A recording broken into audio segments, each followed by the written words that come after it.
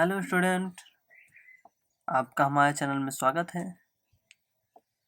हमने crash course start किया जिसमें हम फर्स्ट चैप्टर की asexual reproduction life cycle in सबको पढ़ लिया था। अब मैंने इसके साथ साथ आपको बताया था कि मैं एनसीईआरटी को रीड कराने वाला हूँ। तो चैप्टर की स्ट्रेटजी जो थी हम लोगों ने उसको देख चुका। अब हमें एनसीईआरटी को रीड करना है, तो हम फर्स्ट चैप्टर स्टार्ट करते हैं। Reproduction in organism. Reproduction in organism जो फर्स्ट मतलब हम इसे रीड करना स्टार्ट करते हैं। इसके जो लेक्चर्स हैं मैंने उस पहले से ही डाल रखा है। तो हम बात करते हैं इस चैप्टर के रिप्रोडक्शन इन ऑर्गेनिज्म, जो आपका फर्स्ट चैप्टर होगा। ईच एंड एवरी मतलब प्रत्येक जीव कैन लिव रह सकता है only for a certain period, केवल कुछ क्षण के लिए, ऑफ ए टाइम, कुछ क्षण के लिए, टाइम मतलब समय, कुछ समय के लिए। मतलब कोई भी जीव, ईच एंड प्रत्येक जीव या कोई भी जीव वह अर्थ पर, इस पृथ्वी पे बात कर रही है एनसीईआरटी, इस पृथ्वी पर वो एक लिमिटेड समय के लिए रह सकता है। अब लाइफ स्पैन की परिभाषा एनसीईआरटी बताती है कि the period from the birth का समय टू द नेचुरल डेथ, और नेचुरल डेथ मतलब प्राकृतिक मृत्यु का समय ऑफ एन ऑर्गेनिज्म, किसी जीव के लिए वह उसका लाइफ स्पैन कराएगा। मतलब जन्म से लेकर नेचुरल डेथ तक। नेचुरल डेथ याद रखना, ये नेचुरल डेथ हमेशा याद रखना, ये एनसीईआरटी पूछ भी सकती है एग्जाम में, आपके नीट एग्जाम में। Natural death of an organism, किसी जीव की उसकी एक्चुअल लाइफ स्पैन कहलाती है। दुर्घटना से उसकी मौत अगर हो रही है तो वो नेचुरल डेथ नहीं होगी। आप इसे बिल्कुल ध्यान रखिएगा। Life span of few organism, कुछ जीव के लाइफ स्पैन आपको फिगर 1.1 में दिए गए हैं। सेवरल अदर ऑर्गेनिज्म, कुछ दूसरे भी जीव हैं, और drawn which you should find out their life span, और ड्रॉन दिए गए हैं जो नीचे, आपको खुद से उनको ड्रा करता है, मतलब यहाँ से लिखने से मतलब है। राइट देयर लाइफ स्पैन, उनके लाइफ स्पैन आप खुद उसको सर्च कीजिए, ढूंढिए और उन्हें राइट करिए, लिखिए। स्पेस प्रोवाइडेड, जिसके लिए आपको उसमें स्पेस प्रोवाइड किया गया है। एग्जामिन, जांच करिए the life span of organism, जो लाइफ स्पैन मतलब जीवन चक्र है वो जीव का, ऑर्गेनिज्म मतलब जीव का, represent in the figure 1.1।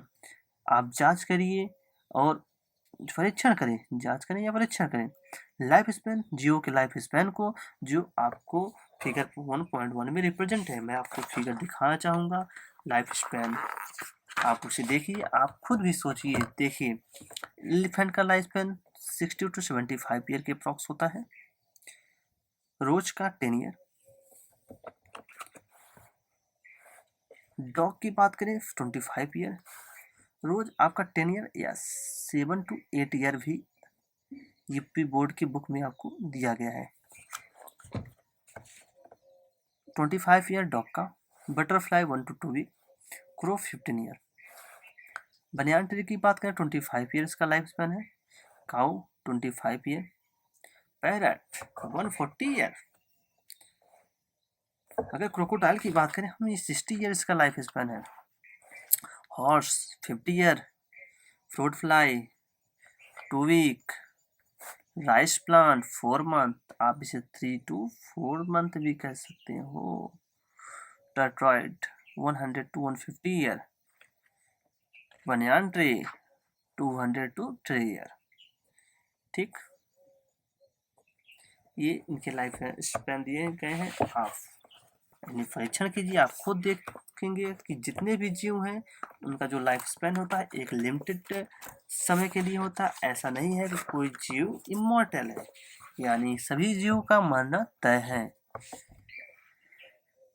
Is not both interesting, यह क्या आपको यह इंटरेस्टिंग नहीं लगी?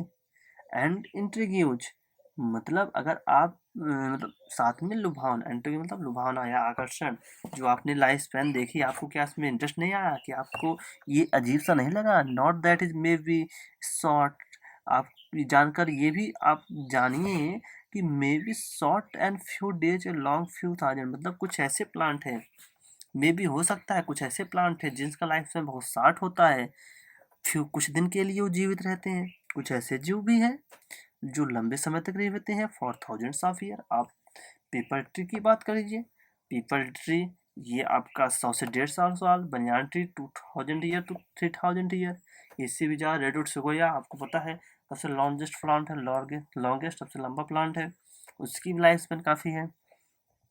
Between these two extreme point, दो एक्सट्रीम पॉइंट्स कौन है? एक्सट्रीम मतलब मैक्सिमम पॉइंट कौन सी है? एक जो जिसका लाइफ स्पैन बहुत ज़्यादा है, और उसका लाइफ स्पैन जिसका लाइफ स्पैन बहुत कम है, मतलब जो थाउजेंड्स ऑफ ईयर तक वाले हैं, और वो जिनकी लाइफ स्पैन दिनों में है। Two extreme point are the life span, life span two extreme point उन्हें बताया आपको जिनका लाइफ स्पैन बहुत ज़्यादा है, जिनका लाइफ स्पैन बहुत कम है। Most other living organism, most of the, अगर आप लिविंग मतलब मैक्सिमम आप लिविंग ऑर्गेनिज्म की बात करें तो उनका लाइफ स्पैन एक कुछ का बहुत ज़्यादा है, कुछ का मीडियम है, कुछ का बहुत कम ही है। You may note that lifespan of organism are not necessarily, you may note, आपको ध्यान देना चाहिए, यहाँ मतलब को ध्यान देना चाहिए कि लाइफ स्पैन जो होता है, लाइफ स्पैन मतलब जीवन चक्र किसी भी जीव का, ऑफ ऑर्गेनिज्म मतलब किसी भी जीव का, और नॉट नेसेसरी, यह जरूरी नहीं है, नेसेसरी मतलब जरूरी, यह जरूरी नहीं है, correlate with their size, correlate मतलब संबंध निकाले उसके साइज से। यू मे नोट, आपको ध्यान देना चाहिए जो लाइफ स्पैन होता है जियो का, वो यह जरूरी नहीं है कि उसके साइज पर डिपेंड करे, मतलब आप ध्यान लीजिए लाइफ स्पैन ये साइज पर डिपेंड नहीं करता है। एनसीईआरटी का कहने का सिर्फ यही मतलब है। द साइज ऑफ क्रो, अगर आप साइज ऑफ क्रो की देखें एंड पैरट की देखें, और नॉट वेरी डिफरेंट, इनका साइज बहुत ज़्यादा अंतर नहीं होता है। एट, फिर भी देयर लाइफ स्पैन, इनकी लाइफ स्पैन, इसके जीवन चक्र की बात करें, सो ये वाइड डिफरेंस, वाइड मतलब बहुत ज़्यादा डिफरेंस देखने को मिलता है। जो पैरेट का लाइफ स्पैन होता है 140 ईयर का होता है, अगर हम बात करें क्रो का लाइफ स्पैन वो 15 ईयर्स की होती है। तो इनके साइज में तुमको डिफरेंस बहुत ज़्यादा दिखता नहीं है, लेकिन लाइफ स्पैन में हमको बहुत ज़्यादा डिफरेंस देखने को मिला। तो यहाँ से एक एनसीईआरटी जो कहना चाहती है आप उसको समझिए कि जो लाइफ स्पैन होता है वह साइज पर डिपेंड नहीं करता। सिमिलरली, ठीक इसी प्रकार, mango tree has a much shorter life, जो आम का पेड़ होता है उसका जो लाइफ स्पैन जीवन चक्र होता है बहुत शॉर्टर होता है, मतलब बहुत कम दिन का होता है जीवन चक्र, as compare to peepal tree. किसके जीवन चक्र की कंपेयर कर रहा है? पीपल ट्री की, मतलब मैंगो ट्री का जो लाइफ स्पैन होता है बहुत कम होता है, एज कम्पेयर तुलना में पीपल ट्री के। आप एक बात ध्यान रखिए, कुछ ऐसे वर्ड्स होते हैं एनसीईआरटी में जिनकी मीनिंग अगर हम बता रहे हैं तो आप उसे एनसीईआरटी पे लिख लो। अगर आपने एनसीईआरटी में इस बार लिख लिया तो आप बाद में जब भी एनसीईआरटी को पढ़ेंगे तो आपको समझ में आ जाएगा उस वर्ड की मीनिंग, तो कम से कम आपको पता होगी, तो आप पूरे वर्ड को आराम से एक्सप्लेन कर सकोगे। एनसीईआरटी को आप जितनी बार पढ़ोगे आपको उतनी बार नए पॉइंट्स मिलेंगे, ये आप हमेशा ध्यान रखना। एनसीईआरटी मतलब बाप। हम आगे बात करें, व्हाट एवर, यद्यपि द लाइफ स्पैन, अगर हम लाइफ स्पैन जीवन चक्र की बात करें तो यहाँ पर आगे हम बात कर लेते हैं, death of every individual, death of every individual, और जब इंडिविजुअल मतलब अकेला व्यक्ति, अकेले जीव, इज ए सर्टेनली मतलब प्राय, यहाँ कुल मिला के कहने की बात एनसीईआरटी यही है, यदि हम किसी भी जीव की बात करें, कोई भी इंडिविजुअल जीव हो, सबका मतलब सभी जीव की डेथ है फिक्स है। आप किसी भी जीव की बात कर लें, no individual is immortal, immortal मतलब अमर, कोई भी इंडिविजुअल अमर नहीं है, सभी इंडिविजुअल की डेथ होनी फिक्स है, एक्सेप्ट सिंगल सेल ऑर्गेनिज्म।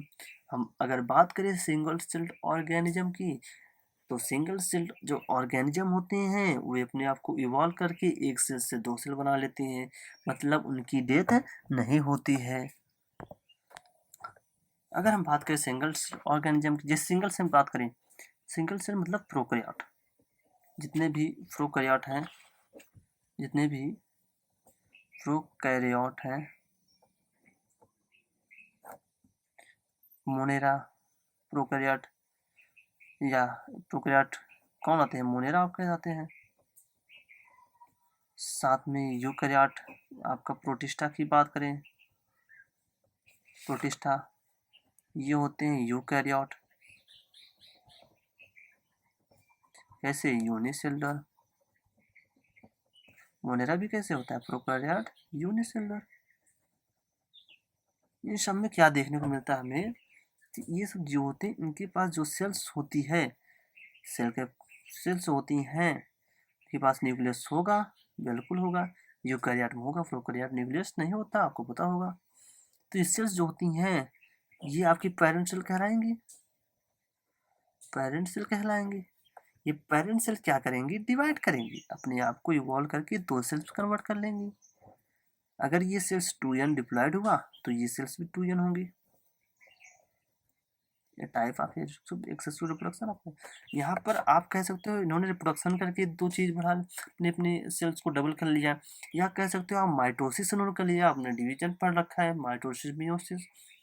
मतलब आपको क्या लगता है पेरेंट सेल की डेथ हुई है, जो पेरेंट सेल है इसकी डेथ नहीं हुई है, बल्कि इसने अपने आप को दो सेल्स में इन्वॉल्व कर लिया। तो एनसीईआरटी यही कहना चाहती है कि कोई ऐसा जीव नहीं है जो इमॉर्टल है, एक्सेप्ट अगर हम बात करें तो कौन है, सिंगल सेल जीव, वे उनकी डेथ नहीं होती, उन्होंने क्या किया, अपने को इवॉल्व करके दो सेल में कन्वर्ट हो गए। Why do we say that no natural death in single cell organism, हम कह सकते हैं, व्हाई डू वी से, हम कह सकते हैं no natural death single cell organism, मतलब जो सिंगल सेल मतलब यूनिसेलुलर सेल्ड है, ऑर्गेनिज्म है, यूनिसेलुलर ऑर्गेनिज्म है, उनकी नेचुरल डेथ नहीं हुई। गिवन दिस रियलिटी, अगर हम वास्तव में बात करें, रियलिटी वहाँ मतलब है वास्तव में बात करें, हैव यू एवर वंडर्ड, आप आश्चर्यचकित हो जाएंगे, नहीं बिल्कुल मैं तो नहीं चकित हुआ, क्यों, have you wondered how vast our number of plant animal species, vast मतलब बहुत ज़्यादा नंबर में प्लांट और एनिमल स्पीसीज हैव एग्जिस्टेड मतलब रह रही हैं, ऑन अर्थ मतलब पृथ्वी पर, सेवरल मतलब बहुत बहुत पहले से, थाउजेंड्स ऑफ ईयर मतलब बहुत पहले, हजारों साल से रह रही हैं। तो एनसीईआरटी कह रहे हैं कि विद रियलिटी, अगर हम बात करें वास्तव में, यू हैव ईवर ऑर्डर, आप आश्चर्यचकित रह जाएंगे, ऐसी कोई बात नहीं, मुझे कोई आश्चर्यचकित नहीं होगा। हैव ये वास्ट नंबर ऑफ प्लांट मतलब ढेर सारे प्लांट एंड एनिमल की स्पीसीज हैं वो अर्थ पे रह रही हैं, अर्थ पे एग्जिस्ट मतलब रह रही हैं, फॉर सेवरल मतलब बहुत पुराने मतलब थाउजेंड्स ऑफ, ये बहुत पहले हजारों साल से रह रही हैं। देयर मस्ट बी, आपको पता है 1.5 मिलियंस प्लांट एनिमल्स हैं, 1.5 to 1.7 मिलियंस जो टोटल बायोडाइवर्सिटी है मतलब पूरे वर्ल्ड की, 1.2 मिलियन आपके एनिमल्स हैं। आपने लिविंग वर्ल्ड में पढ़ा होगा 1.5 to 1.7 मिलियन टोटल बायोडाइवर्सिटी है, टोटल बायोडाइवर्सिटी। इसमें आपके जो एनिमल्स हैं इनकी बायोडाइवर्सिटी की बात करें कितना है, 1.2 मिलियन एनिमल्स। वहीं प्लांट की बात करें ये होता है 0.5 million, 1 million equal to 1 million 10 lakh, 1 million equal to 10 lakh, ध्यान रखना। हाँ तो ठीक, जो हमारी टोटल बायोडाइवर्सिटी की बात करें 1.5 to 1.7 मिलियन की आपकी स्पीसीज हैं, टोटल स्पीसीज हैं। वहीं हम बात करें एनिमल्स स्पीसीज की 1.2 मिलियंस, और प्लांट की स्पीसीज की बात करें वो कितनी है, 2.5 मिलियन, 1 मिलियन 10 लाख होगा। ठीक, अब आगे बात करें,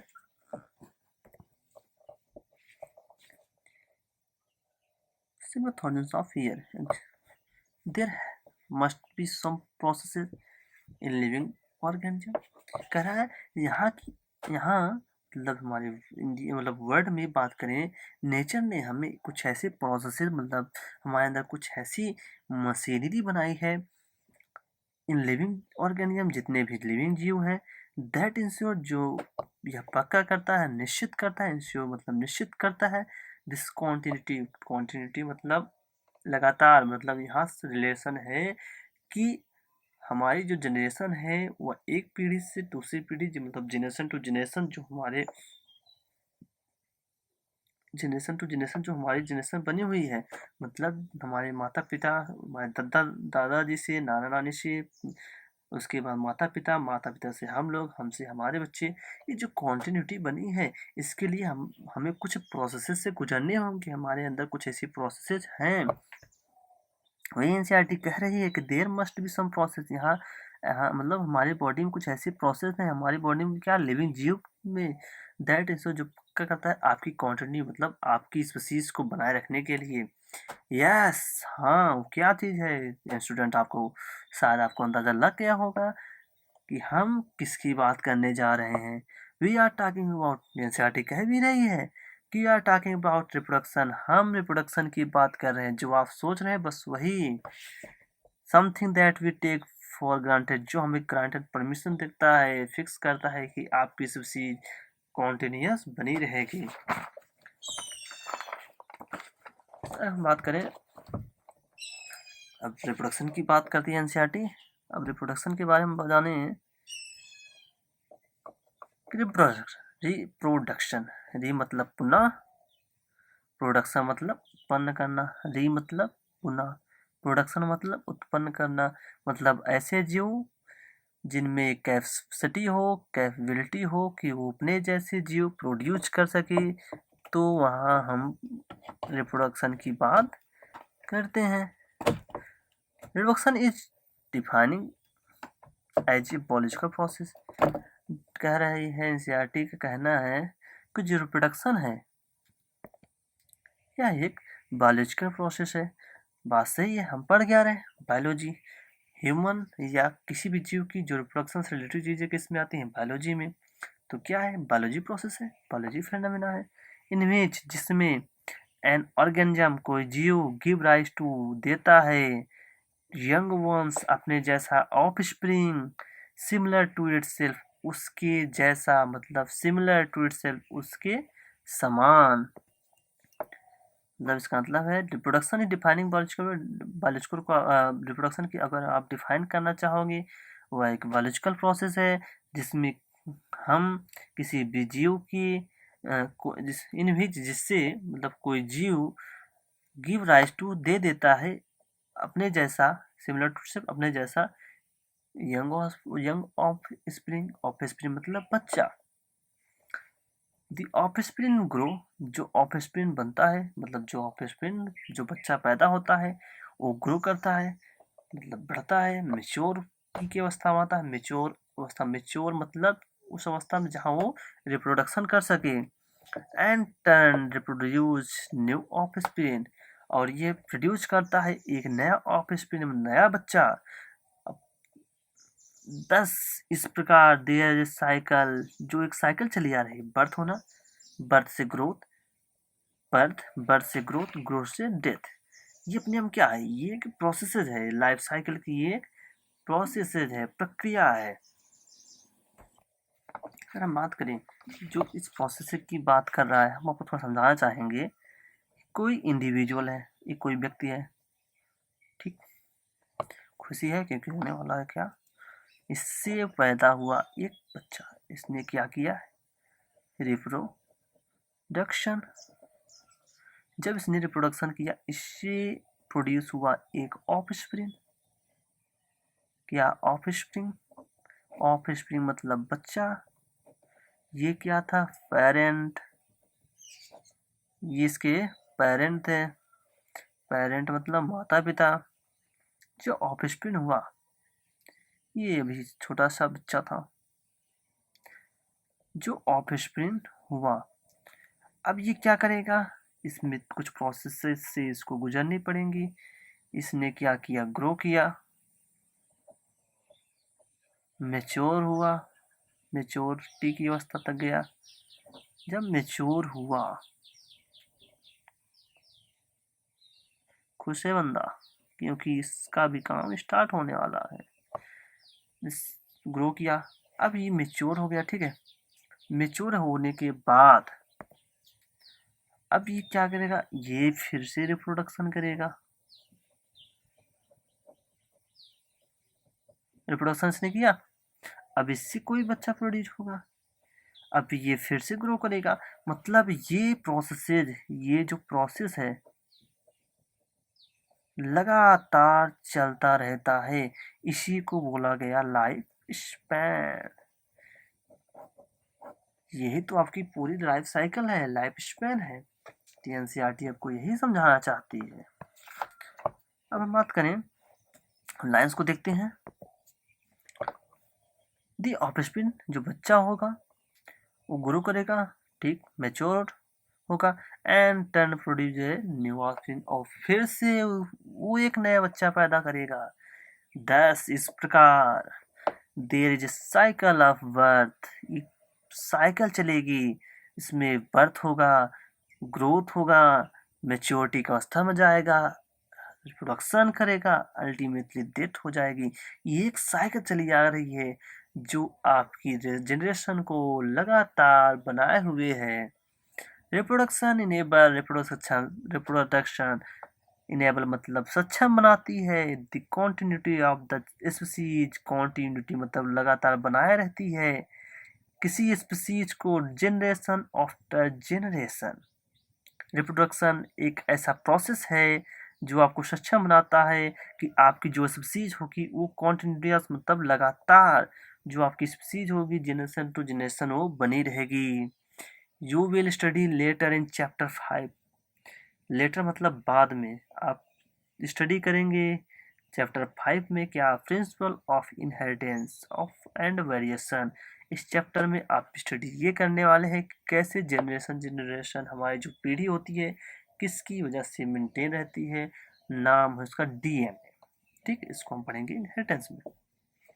हाउ, कैसे, genetic variation is created, gene level पर कैसे वेरिएशंस होती हैं, एंड इनहेरिटेड ड्यूरिंग रिप्रोडक्शन, और वो इनहेरिटेड मतलब ट्रांसफर होना, मतलब वंशानुगति।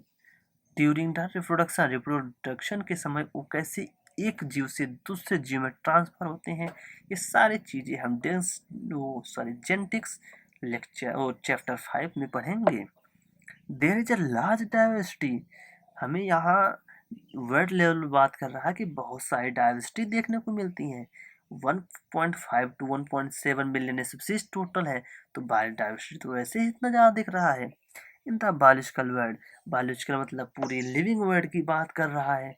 एंड ईच ऑर्गेनिज्म, और प्रत्येक जीव है इवॉल्व, उन्होंने अपने आप को इवॉल्व किया, चेंज किया, एवोल्यूशन किया। Its own mechanism, its own मतलब खुद के पास, इट्स ओन इसके पास खुद की मैकेनिज्म है टू मल्टीप्लाई, जिससे यह मल्टीप्लाई करता है एंड प्रोड्यूस करता है ऑफस्प्रिंग, नए बच्चे को जन्म देता है। देयर इज लार्ज डाइवर्सिटी, यहाँ बहुत सारी डाइवर्सिटी देखने को मिलेंगी in living in the biological world में। ईच ऑर्गेनिज्म, प्रत्येक जीव अपने आप को इवॉल्व करेगा, इवॉल्व करेगा मतलब चेंज करेगा अपने अंदर कुछ ना कुछ। इट्स ओन मैकेनिज्म, जिसके लिए इसके पास ओन मतलब खुद के पास एक, उनके पास खुद मैकेनिज्म होती है जिसके वो मल्टीप्लाइज करता है, प्रोड्यूस करता है एक नए ऑफस्प्रिंग को। और कलेक्टिवली मतलब सभी को मिलाकर रिस्पॉन्सिबल होता है हाउ इट रिप्रोड्यूस। जो सारे प्रोसेसेस होते हैं उसके अंदर ये सारे मिलकर ये प्रोसेसेस बनाते हैं, जो प्रोसेस के लिए रिस्पॉन्सिबल होते हैं। वो प्रोसेस क्या है, reproduction. Based on whether, based मतलब इन पर बेस्ड होना कहते हैं ना, इस चीज बेस्ड है। बेस्ड अदर फैक्टर, कुछ दूसरे, based on the weather, there is participation of one organism based मतलब किस पे बेस है, इस बेस पर देर आर द पार्टिसिपेशन मतलब भाग किए गए हैं on one organism or two in the process of reproduction, कि रिप्रोडक्शन में एक जीव पार्टिसिपेट करा, पार्टिसिपेट मतलब भाग लेना, मतलब किसी चीज को काम करने के लिए कितने व्यक्ति उसमें पार्टिसिपेट कर रहे हैं, वन व्यक्ति या टू व्यक्ति। इसी बेस पे रिप्रोडक्शन को कितने भागों में बांटा गया, देखो ये है रिप्रोडक्शन, रिप्रोडक्शन ठीक, इसको दो भागों में बांटा गया, किसमें, एसेक्सुअल और सेक्सुअल। जो एसेक्सुअल होते हैं ये यूनिपेरेंटल होते हैं, यूनिपेरेंटल मतलब एक पेरेंट का इन्वॉल्वमेंट, एक पेरेंट इन्वॉल्व होगा। जो सेक्सुअल रिप्रोडक्शन की बात करें ये बाई पेरेंटल होते हैं, इसमें दो पेरेंट इन्वॉल्व होंगे,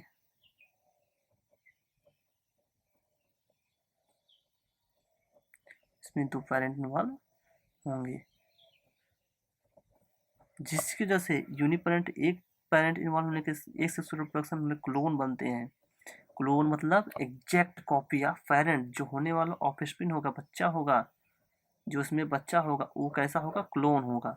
इसमें ऑफस्प्रिंग वर्ड यूज करते हैं सेक्सुअल रिप्रोडक्शन में, ऑफस्प्रिंग सेक्सुअल रिप्रोडक्शन की यूज करते हैं क्योंकि सेक्सुअल रिप्रोडक्शन से होने वाला बच्चा होता है वो अपने पेरेंट की एग्जैक्ट कॉपी नहीं होता है उसमें, क्योंकि आपको पता है सेक्सुअल रिप्रोडक्शन में क्या होता है, फ्यूजन, गैमेट क्या होती है, फ्यूज, गैमेट का क्या होता है, फ्यूजन। जब गैमेट का फ्यूजन होता है एक मेल गैमेट होती है, एक फीमेल गैमेट, एक मेल गैमेट और दूसरा क्या होता है, फीमेल गैमेट। आपस में क्या करते हैं, फ्यूज करते हैं, होने वाला जो बच्चा होगा उसमें तो जाहिर बात है रिकॉम्बिनेशन होने वाला है। ठीक है, हम चैप्टर बात करते हैं, चैप्टर पे हम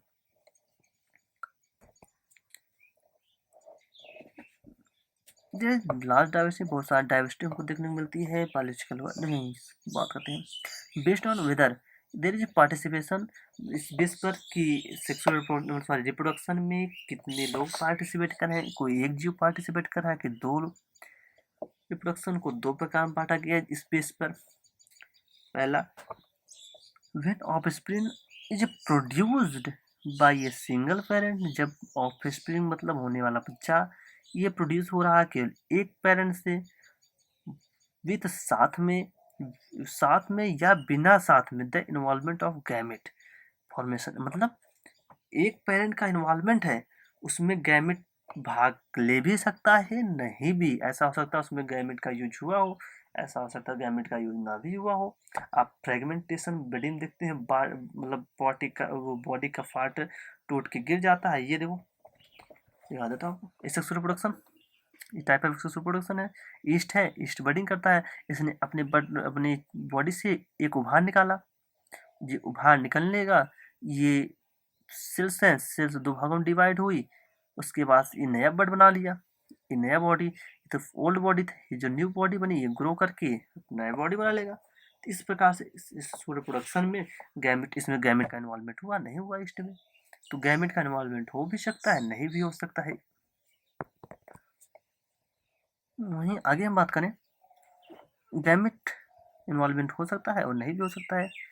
दी रिप्रोडक्शन इज एसेक्सुअल, ऐसे रिप्रोडक्शन को कैसे कहा गया, एसेक्सुअल। व्हेन टू पेरेंट, जब दो पेरेंट वो भी कैसे हो, अपोजिट सेक्स को हो, एक मेल हो तो दूसरा फीमेल हो, पार्टिसिपेट ले, भाग ले मतलब भाग आपस में पार्टिसिपेट करें, दी प्रोड्यूस और रिप्रोडक्शन करें, वो उसमें रिप्रोडक्शन करें, रिप्रोडक्शन प्रोसेस से गुजरे, रिप्रोडक्शन प्रोसेस को करें, and also involve in fusion of male and female gamete, और उसमें मेल और फीमेल गैमेट आपस में क्या फ्यूज हो, मैंने आपको दिखा दिया स्ट्रक्चर में, एक मेल गैमेट और फीमेल गैमेट आपस में क्या हुए, फ्यूज हुए, हिप्लॉइड स्ट्रक्चर बनने वाला टू है ना। और हमारी बॉडी पता है, हमारी जो बॉडी होती है वो कैसी होती है, डिप्लॉइड, और यही जो इंडिविजुअल बना ये है जाइगोट, सिंगल सेल्ड जाइगोट, अब ये डिवाइड करके मल्टीप्लिकेशन करेगा, मल्टीप्लाई करेगा। जैसे ने आपको पहले बताया डिफरेंट मल्टीप्लिकेशन की मैकेनिज्म होती है। इसमें सेल डिवाइड करके अपनी बॉडी को परफॉर्म मतलब बॉडी को ग्रो कराता है, मेच्योर करती है और प्रोडक्शन करती है फिर से। तो अपोजिट तो सेक्सुअल रिप्रोडक्शन में दो पेरेंट होने चाहिए, अपोजिट सेक्स के हों, पार्टिसिपेट लें, भाग करें रिप्रोडक्शन प्रोसेस में, एंड आल्सो इन्वॉल्व। इसके साथ साथ फ्यूजन ऑफ मेल और फीमेल गैमेट का फ्यूज भी होना कंपलसरी जरूरी है। It is called sexual reproduction. इसे हम कहेंगे सेक्सुअल रिप्रोडक्शन, बोले तो लैंगिक जनन। ठीक है स्टूडेंट, मैं इस टॉपिक को यहीं ब्रेक करता हूँ और नेक्स्ट टॉपिक होगा आपका एसेक्सुअल रिप्रोडक्शन। इसको मैं नेक्स्ट लेक्चर में पढ़ाने वाला हूँ। थैंक यू, धन्यवाद।